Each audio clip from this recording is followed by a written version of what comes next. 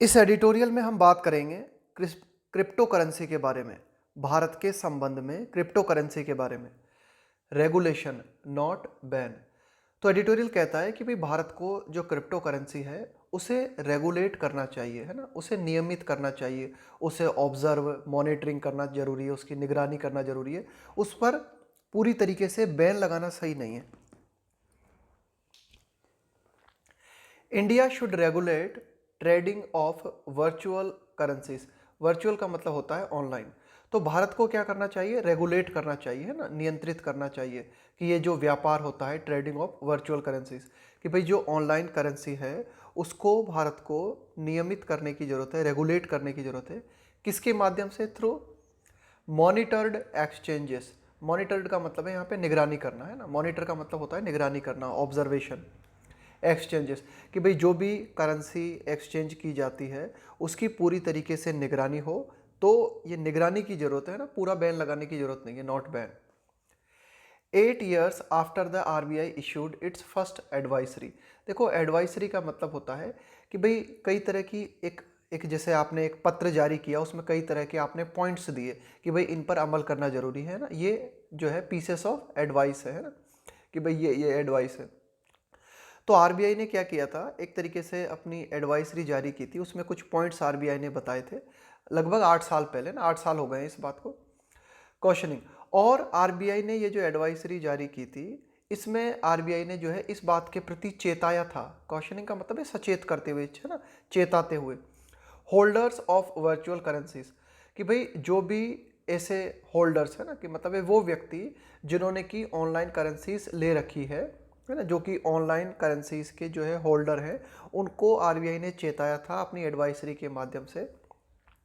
About, किसके बारे में चेताया था आरबीआई ने? The potential financial and security risk.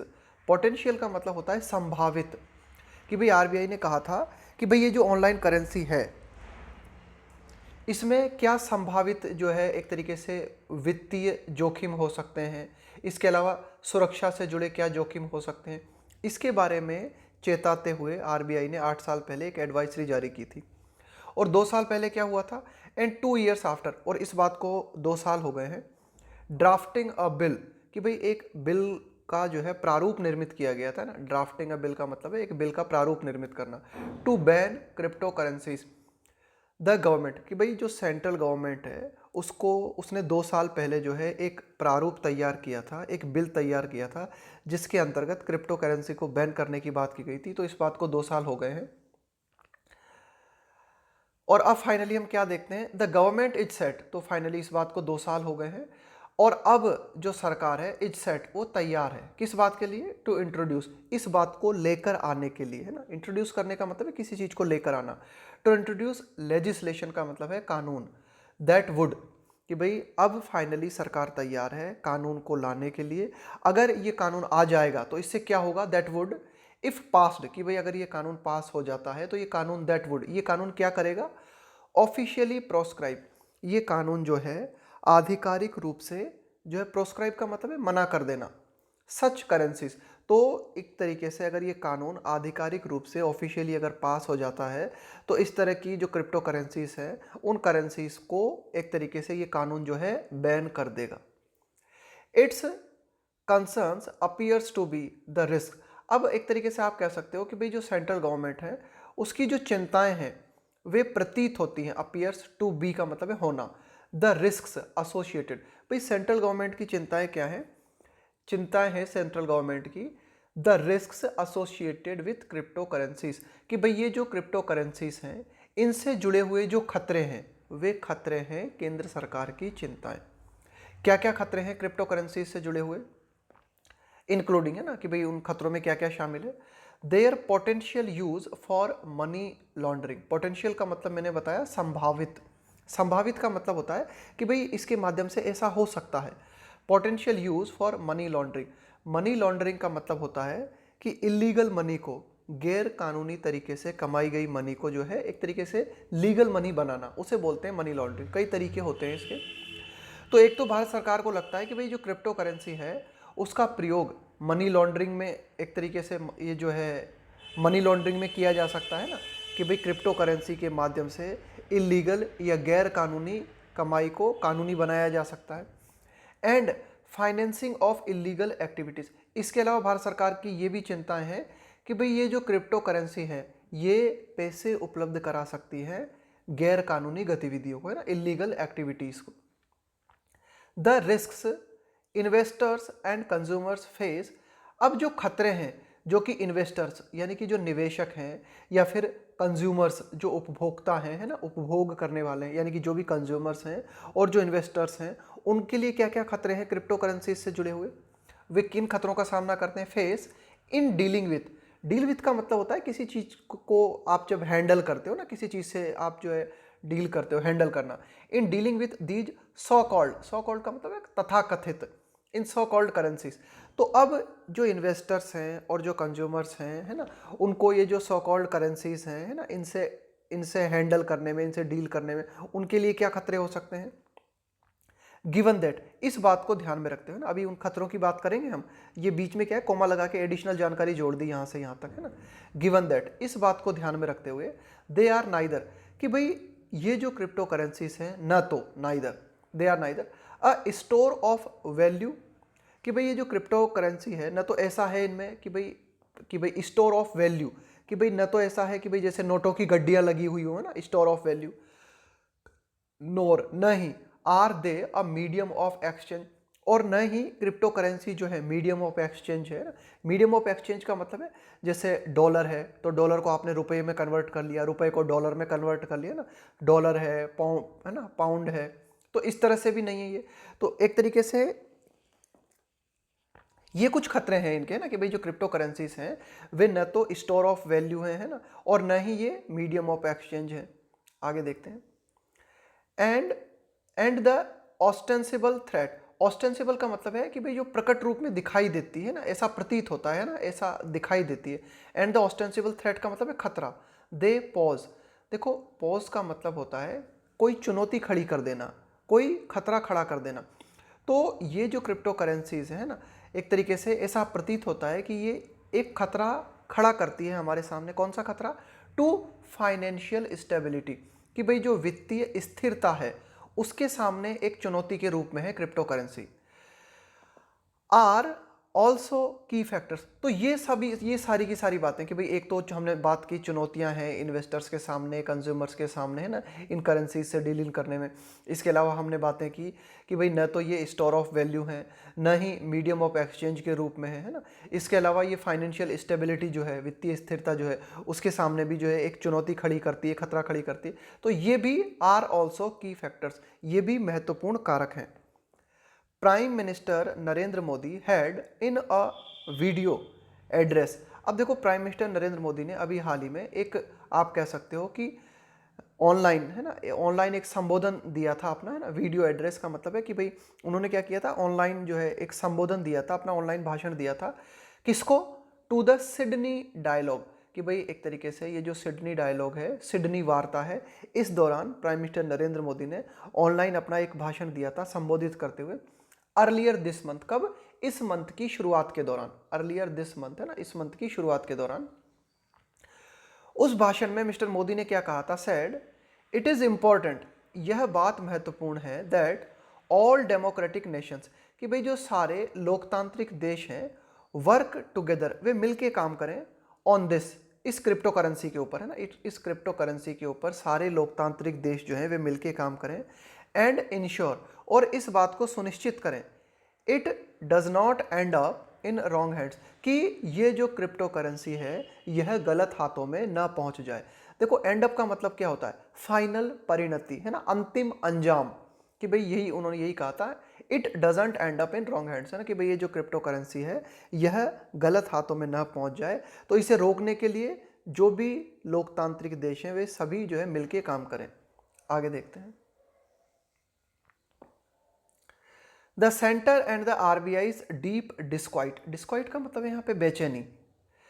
The centre and the RBI's deep disquiet, कि भाई केंद्र सरकार और आरबीआई जो है वे बहुत ही गहरे रूप से बेचैन नजर आती हैं क्रिप्टो करेंसी को लेकर। Not with standing, not with standing का मतलब होता है के बावजूद, यानी कि केंद्र सरकार और आरबीआई जो है वे क्रिप्टो करेंसी को लेकर बहुत ही डिस्क्वाइट महसूस करती हैं। इसके बावजूद देयर हैज़ बीन का मतलब है ऐसा रहा है। क्या रहा है? N exponential jump. Exponential jump का मतलब है बहुत ही जबरदस्त जो है तेजी आना। एक्सपोनेंशियल जंप का मतलब भाई एक तो क्या है कि धीरे धीरे बढ़ोतरी होती है ना, धीरे धीरे चल रहा है काम।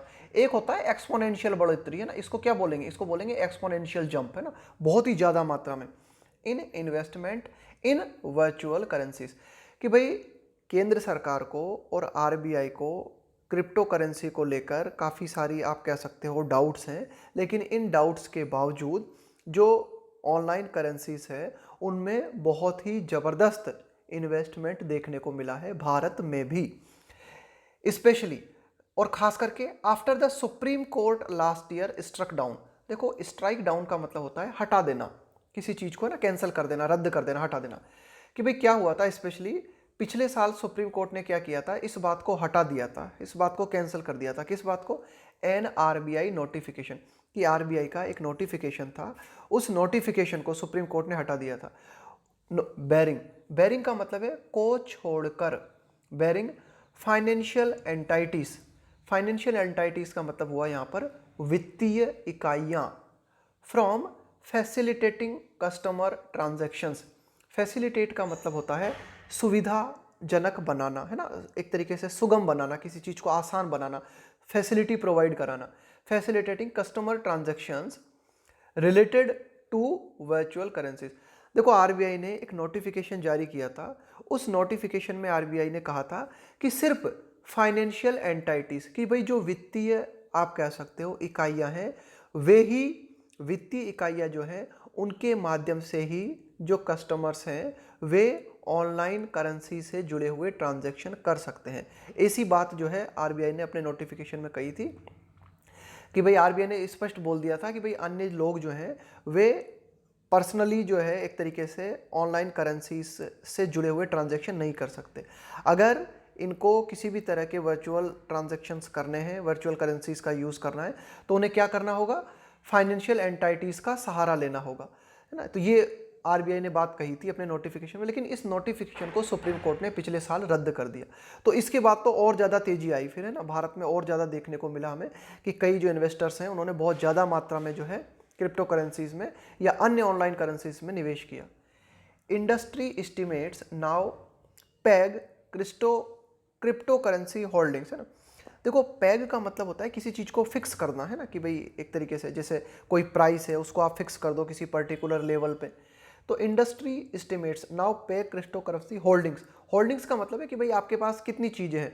जैसे मैं कहूँ कि भाई आपने कितने शेयर होल्ड कर रखे हैं ना, कितनी शेयर की होल्डिंग्स है आपके पास in India at about 40,000 crore.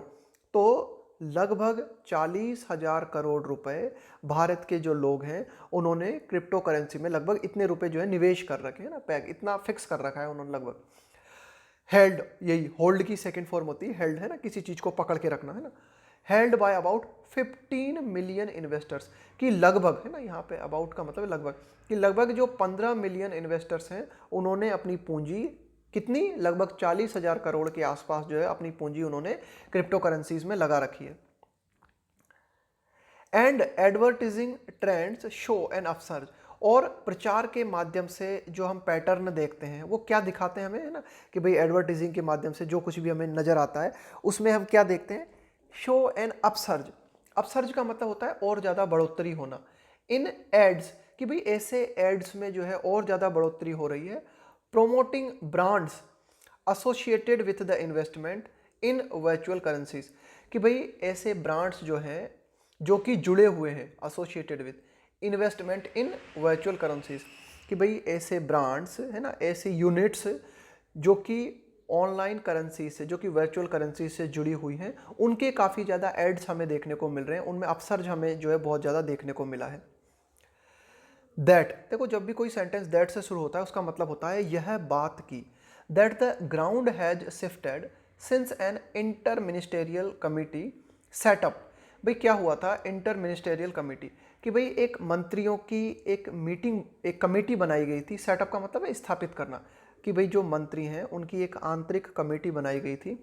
उस कमेटी को यह स्टडी करने के लिए कहा गया था, टू स्टडी द इश्यूज, कि भाई वह कमिटी जो है उन मुद्दों को स्टडी करे रिलेटेड टू, जो कि जुड़े हुए हैं virtual currencies.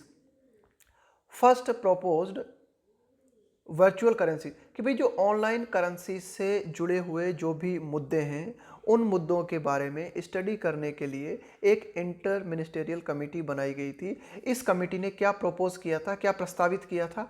The ban in 2019। तो इस कमेटी ने कहा था 2019 में, इस कमेटी ने कहा था कि भाई इस क्रिप्टो करेंसी पर बैन लगा दिया जाए ना। लेकिन एडिटोरियल क्या कहता है, अब देखना इस वाक्य को समझना। ये जो इज आया ना, ये इज आया इस ग्राउंड के लिए, that the ground has shifted, है ना। ये जो पूरी की पूरी बात है ना, इसके लिए यहाँ पे लगाया गया है ना, is beyond doubt that the ground has shifted. यह बात कि अब आधार बदल गया है ना, इसमें कोई डाउट नहीं है। Is beyond doubt that the ground has shifted is beyond doubt, कि भाई इसमें कोई दो बात नहीं है ना, ये मतलब डाउट के परे है ये बात कि अब तस्वीर पूरी की पूरी बदल गई है। कब से लेकर तस्वीर बदल गई है? कि भाई जब एक कमेटी गठित की गई थी, उस कमेटी ने जो है 2019 में बैन लगाने की बात कही थी, लेकिन अब जो है काफ़ी जो है चेंज आया है और अब जो है ग्राउंड यानी कि पूरा की पूरा जो आधार है, पूरा की पूरा ये जो क्षेत्र है, इसमें काफ़ी परिवर्तन देखने को मिला है। From the emphatic assertion, emphatic का मतलब होता है जोरदार तरीके से, असर्शन का मतलब होता है अपनी बात को बहुत ही मजबूती से रखना। इन दैट पैनल्स रिपोर्ट, तो अब ये जो कमेटी बनाई गई थी ना, पैनल का मतलब होता है एक्सपर्ट लोगों का ग्रुप, है ना, एक तरीके की कमेटी, एक तरीके का group. From the emphatic assertion in that panels report, तो एक तरीके से ये जो पैनल था, इसकी जो रिपोर्ट थी, इस रिपोर्ट में बहुत ही जोरदार तरीके से इस बात को रखा गया था, क्या? That no country across the world treats virtual currencies as legal tender. देखो टेंडर का मतलब होता है एक तरीके से पेमेंट, है ना, लीगल पेमेंट हो गया लीगल टेंडर का मतलब।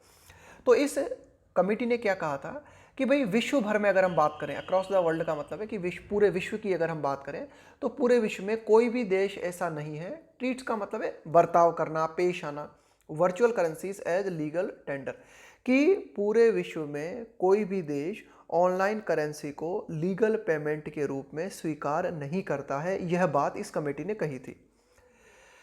तो अब जो है एडिटोरियल क्या कहता है कि अब तब से लेकर और अब की स्थिति में परिवर्तन आया है। टू अ सिचुएशन, अब देखो और क्या सिचुएशन निर्मित हुई है कि पहले ये बात कही गई थी ना कमेटी के द्वारा, a situation where earlier this year, इस साल की शुरुआत में हमने क्या देखा, एक सिचुएशन हमें देखने को मिली। अल सल्वाडोर, एक देश का नाम है ये अल सल्वाडोर, एडमिटेडली का मतलब है स्वीकार करते हुए, a small and heavily indebted nation. देखो इंडेटेड का मतलब होता है जिसके ऊपर काफ़ी रकम बकाया है ना, यानी कि जिसने काफ़ी पैसा उधार ले रखा है। तो बहुत ज़्यादा मात्रा में अल सल्वाडोर जो है इसने उधार ले रखा है ना।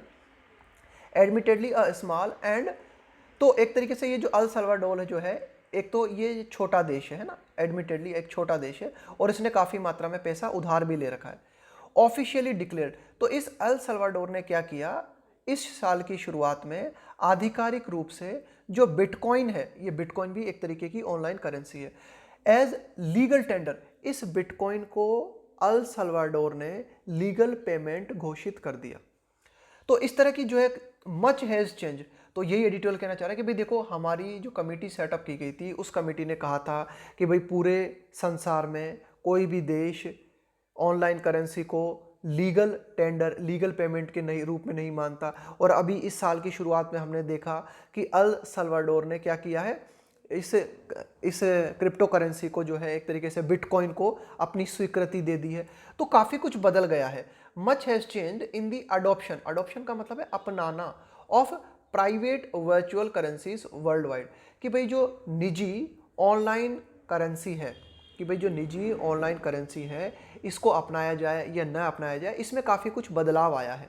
दी पैंडेमिक, अब ये जो वैश्विक महामारी है, पैंडेमिक का मतलब है वैश्विक महामारी, कोरोना वायरस के लिए कहा गया है।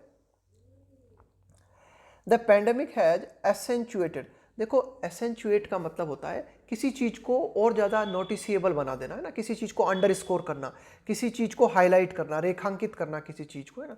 The pandemic has accentuated the global embrace, embrace का मतलब होता है किसी को अपनाना, जैसे किसी को गले लगाते हो ना आप, global embrace of all things digital.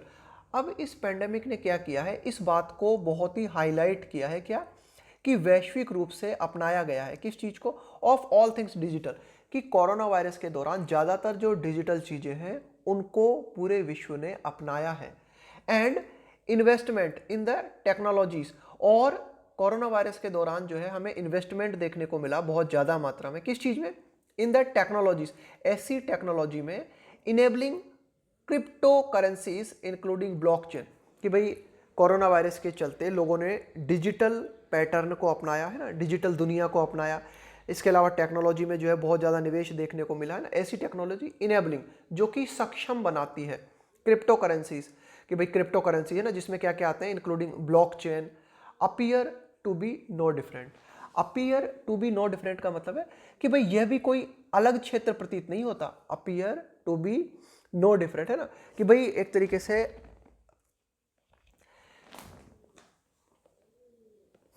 The pandemic has accentuated the global embrace of all things digital, कि भाई इस पेंडेमिक के दौरान क्या हुआ है कि जो भी डिजिटल चीज़ें हैं उनको जो है अपनाया गया है। इसके अलावा जो इन्वेस्टमेंट किया गया है टेक्नोलॉजी में है ना, जिसके माध्यम से क्रिप्टो करेंसी को जो है अपनाया गया है ना, तो यह भी कोई अलग बात प्रतीत नहीं होती है ना। Appear to be no different. कुल मिला के पेंडेमिक के दौरान ज़्यादातर चीज़ें हमने ऑनलाइन अपनाई है ना, डिजिटल चीज़ों को ज़्यादा से ज़्यादा अपनाया है, और वैसा ही हमने क्रिप्टो करेंसी के संदर्भ में भी किया है। Appear to be no different. Crypto currency के मामले में मामला कोई अलग नहीं है। अगर हम क्रिप्टो करेंसी की बात करें तो यहाँ भी ऐसा ही हमें देखने को मिला है, यहाँ कोई अलग बात नहीं है, यहाँ भी हमने डिजिटल चीज़ों को ही प्राथमिकता दी है। Canada, Japan and Thailand permit the use of virtual currencies as a payment method. अब कनाडा है, जापान है, थाईलैंड है, ये परमिशन देते हैं किस चीज़ की? The use of virtual currencies, कि भाई ये देश क्या कहते हैं कि जो ऑनलाइन करेंसीज हैं उनको पेमेंट मेथड के रूप में इस्तेमाल किया जा सकता है, with some jurisdictions regulating them as a digital asset. Jurisdiction का मतलब होता है आपका अधिकार क्षेत्र है ना, न्याय क्षेत्र, अधिकार क्षेत्र। Regulating them as a digital asset. Asset का मतलब है आपकी संपदा।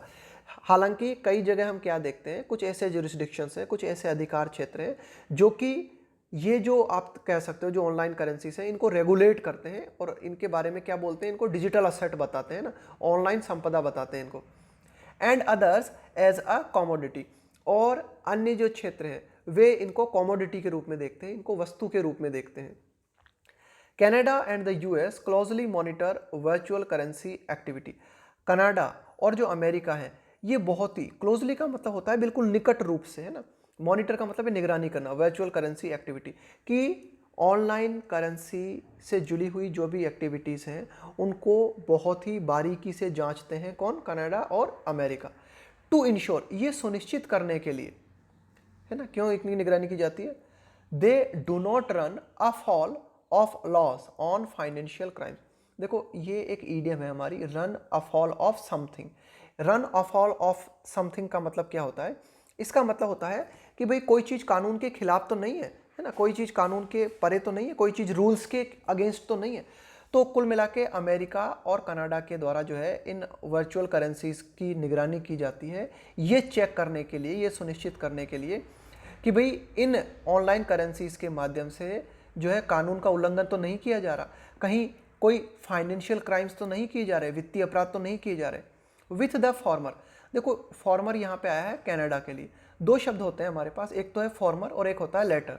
फॉर्मर, कोई भी वाक्य हमने लिखा उसमें हमने दो व्यक्तियों का जिक्र किया, दो वस्तुओं का जिक्र किया है ना, किसी भी चीज़ का दो आइटम्स का जिक्र किया हमने, तो पहली वाले आइटम को या पहले वाले व्यक्ति को हम बोलते हैं फॉर्मर और बाद वाले को बोलते हैं लेटर, है ना।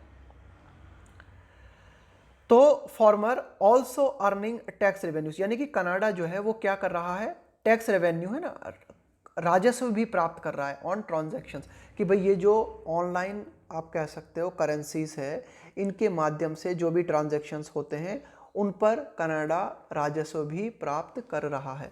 ऑल थिंग्स गिवन, सारी चीज़ों को देखते हुए, ऑल थिंग्स गिवन का मतलब है भाई सारी बातों को ध्यान में रखते हुए, इंडिया शुड एस्च्यू। देखो यहाँ पे ये जो शब्द आया ना एस्च्यू, इस एस्च्यू का मतलब होता है बचना, है ना, किसी चीज से बचना, अवॉइड करना किसी चीज को। एस्च्यू द टेम्पटेशन का मतलब है एक तरीके से आकर्षण, लालच।